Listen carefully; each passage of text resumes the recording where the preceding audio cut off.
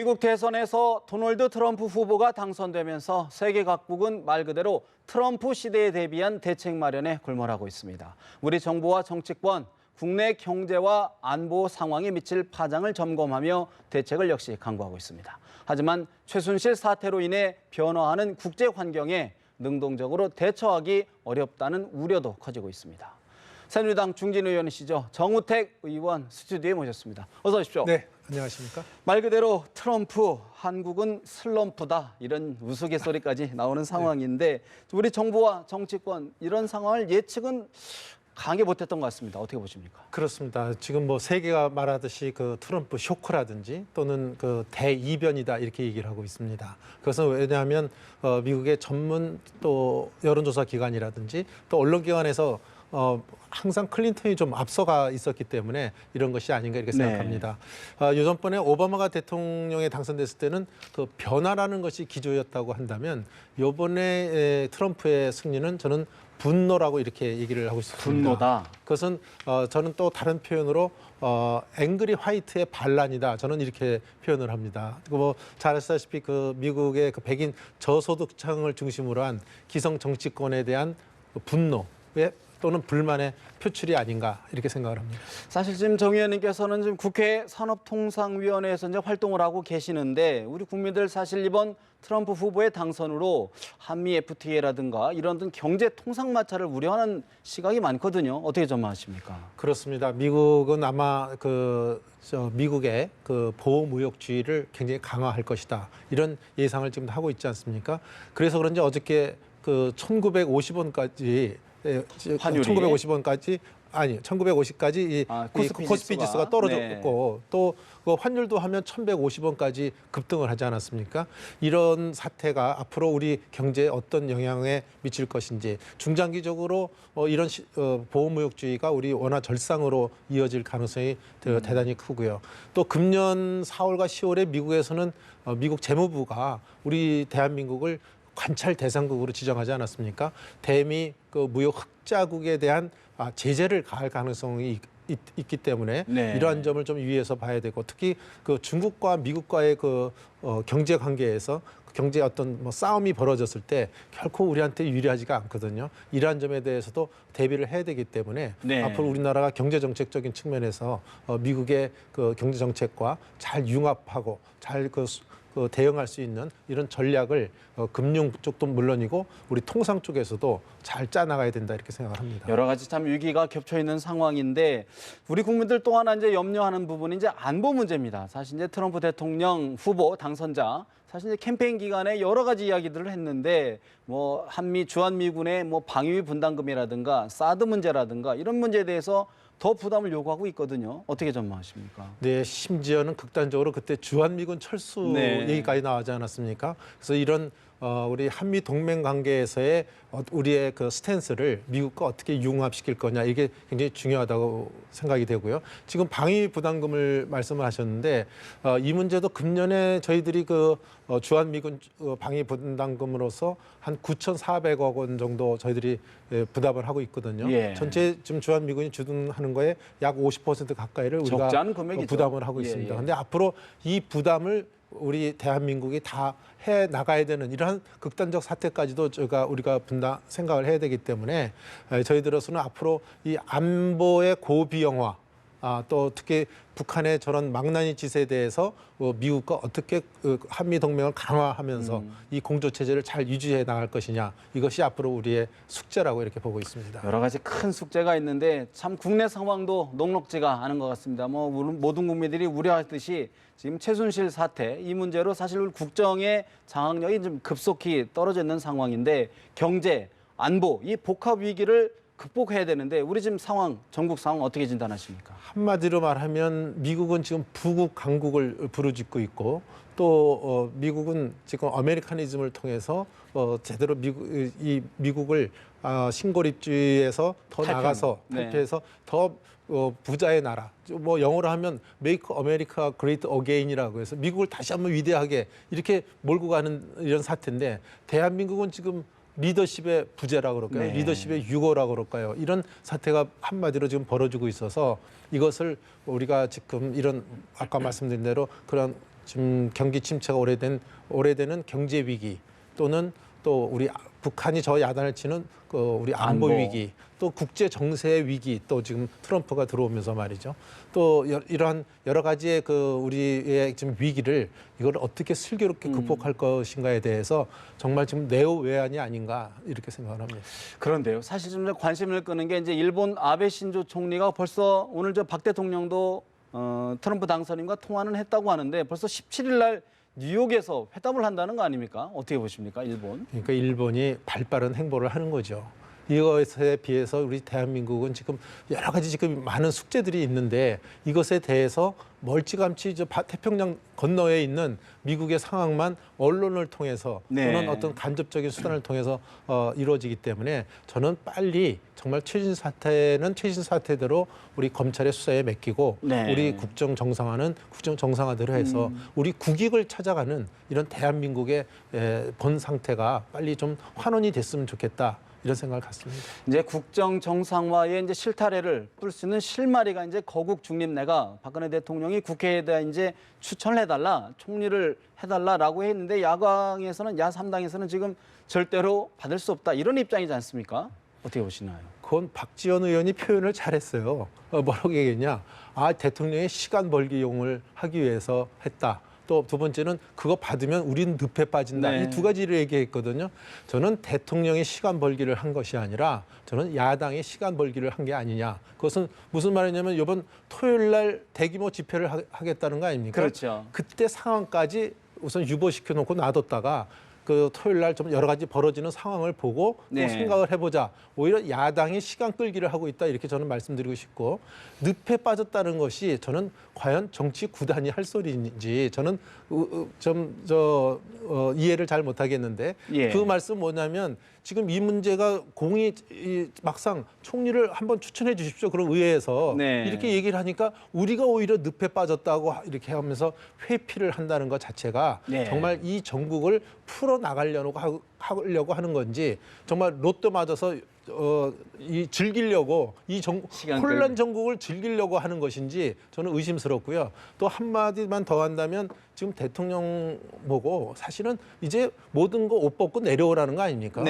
이것은 정말 대통령한테 권력 찬탈이라는 저는 의미도 부여하고 싶고요. 대통령한테 좀 표현이 이상하지만 오장육부까지 다 도려내고 정말 미이라가 되라는 이런 표현하고 저는 똑같다고 생각합니다. 그러니까 이것은 그렇게 가서는 안 되고요. 정말로 그 헌법과 법률에 위배됐을 때는 정말 탄핵으로 가는 헌법 제도가 있고요. 또 아직 헌법과 법률이 위배됐는지는 지금 검찰의 수사 중이니까 이 수사를 결과를 기다려보고 도저히 이것은 안 된다 하면 아마 대통령도 오히려 스스로 결정하실지도 모릅니다. 근데 지금 이런 의혹이 나온 상태에서 또 국제 정세라든지 우리 경제는 더 이렇게 험악하게 돌아가 있는 상황에서 계속 이렇게 총리 인준도 안 해주고 총리 추천도 안 해주는 이런 사태를 계속 갖고 갈 것인지 저는 정말 개탄스럽습니다. 그러면 일단 법대로 헌법대로 하자 이런 말씀이신 것 같은데 대통령께서 얘기한 내각 통할 지금 청와대에서 얘기하는 것은 내각 통할권, 임명제청권, 해임 건의권을 이제 총리에게 부여하겠다 이런 얘기인데 충분히 그런 어떤 거국 내각의 취지를 살릴 수 있을 정도의 제안이라고 보십니까? 어떻게 보십니까? 제일 처음에 국회의장을 방문했을 때 그 대통령께서는 내각 통할권을 드리겠다 이런 표현을 했더니 그건 헌법에도 나와 있는 표현인데 뭐 새삼스러운 게 아니지 않느냐. 그래서 정무수석을 또 보내서 그럼 내각 임명권이라든지 이것들 다 넘기겠다. 그렇음에도 불구하고 지금 총리 그 인준에 협의를 안 하는 것은 그분 말씀대로 누구 말씀대로 늪에 빠진 것처럼 만약 총리 추천을 할 때 아마 문재인 전 대표 쪽에서 추천하는 사람이 또 다를 테고 각 당마다 다 입장이 다를 거니까 이 조율을 하다 보면 야당이 오히려 전국 주도권을 뺏길 수 있다 이런 걱정을 하고 있단 말이죠. 이게 저는 굉장히 우스운 얘기고요. 저는 문재인 전 대표가 만약에 총리 지명을 하고 그것을 추천을 하고 말이죠. 그다음에 뒤에서 문재인 전 대표가 이것을 뒤에서 소위 수렴 청정하는 이런 행태를 가상하고 있는 게 아닌가. 이것은 권력 찬탈이다. 저는 이렇게 보는 거죠. 야당 일각에서는 어떤 실질적인 거국 중립 내각이 되기 위해서는 박근혜 대통령이 탈당을 해야 된다. 이런 주장을 하고 있거든요. 그것은 이제 자꾸 소위 새누리당과 대통령의 힘을 빼서 그러면 탈당하면 그걸로 끝나냐? 그다음에 대통령한테 모든 힘을 다 빼놓고서는 그다음에 또 저 내려오시라는 것을 그다음 스텝을 밟기 위한 그 전 단계로서 지금 그 탈당을 주장하는 거거든요.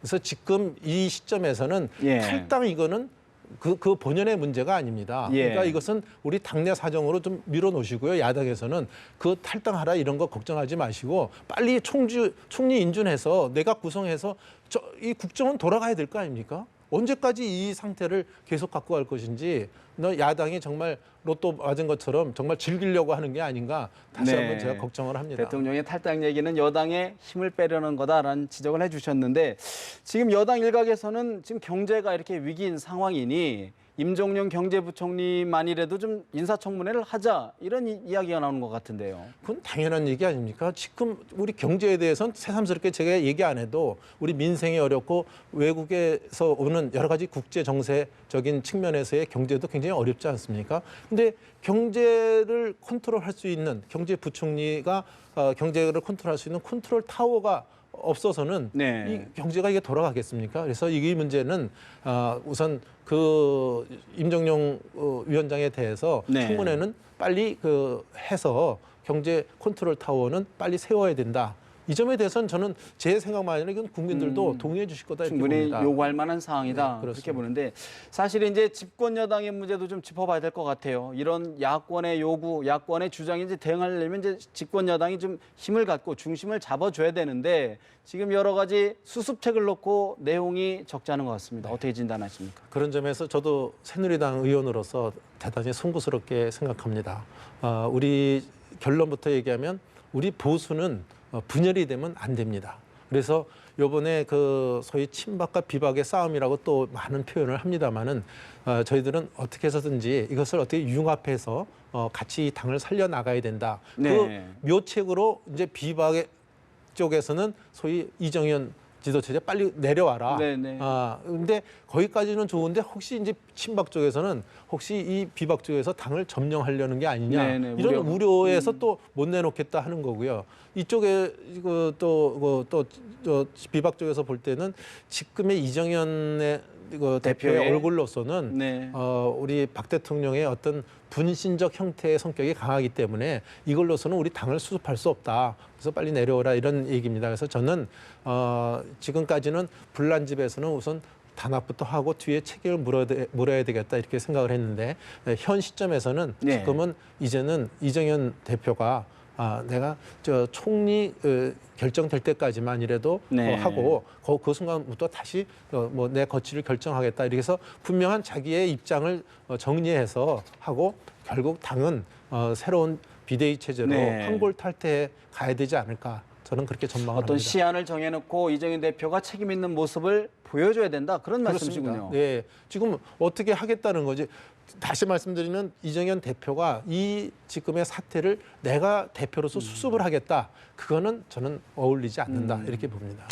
일각에서는요. 비주류 측에서는 사실상 이제 새누리당 역할이 소멸됐으니 발전적 해체를 하자. 양극단에 있는 사람들은 좀 배제하고 좀 중립지대 인사로 좀 보수당을 좀 새롭게 하자 이런 말씀을 하시는데 동감하시는지요? 저는 그 해체 논의에 대해서는 저는 이렇게 생각합니다. 아까 말씀드린 대로 해체라는 것은 정말 그 보수 세력을 갖다가 망가뜨리는 길이라고 보기 때문에 물론 극단적인 소위 표현하자면 친박 성향이라든지 극단적인 비박 성향을 가진 인물은 조금 이때 좀 내려놓고요. 완전히 출당이나 배제를 한다는 것이 아니라 잠깐 좀 내려앉고 오히려 그 양쪽에서 좀 색깔이 옅은 사람들끼리 좀 모여서 이 당을 수습해 나가는 모습을 보이고 또 우리 비대위 체제에서는 우리 보수를 좀 대표할 수 있는 인물로서 추진력을 갖고 있는 인물이 좀 오셔서 이 당을 수습해 나가는 모습을 보여야 국민들이 새누리당이 좀 변하는구나 이런 모습을라도 좀 기대라도 가질 수 있는 게 아닌가 저는 이렇게 생각을 합니다. 사실 이제 계속 보수당으로서 이제 분열은 사실은 바람직 않다 이런 말씀을 계속 말씀을 해주시는데 그래도 일각에서는 결국은 새누리당이 보수의 어떤 재편 분당이나 제갈길로 가는 수순을 밟고 있는 것 아니냐라는 시각도 나오는데요. 어떻게 저는 보십니까? 현재로서는 그렇게 보지 않습니다. 지금은 소위 지금 새누리당 소위 내분 사태가 네네. 있지만 여기서 속된 말로 보따리 싸갖고 먼저 나가는 사람은 이 추운 겨울에 얼어 죽습니다.